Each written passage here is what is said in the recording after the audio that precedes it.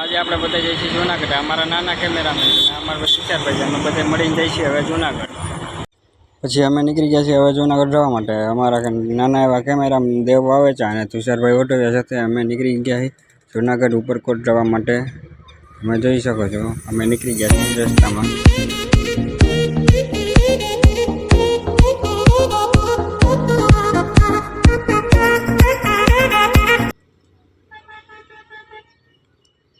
પછી થોડીક જ વારમાં આપણી સામે આવી ગયા છે જય મામાદેવનું મંદિર.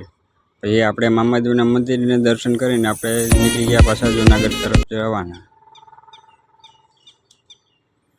ને રસ્તામાં આવી ગયા છે ગણપતિ બાપા એટલે પણ આપણે પણ ત્યાં પણ ઊભી રહીને પગે લાગી લીધું છે અને પછી પાછા આપણે જવાના છીએ જુનાગઢ માટે. તો અમે પહોંચી ગયા છીએ ધોરાજીમાં અને અમારા દિનુભાઈ વાવેચા રહી ગયા છે પાછળ. એટલે એનો છોકરો અહીંયા રાહ જોવે કે મારા પપ્પા આવે છે ત્યારે ત્યાં અમે રહી ગયા અહીં ઊભા. આવે એને પપ્પા આમથી ક્યાંથી આવે કે ખબર નથી.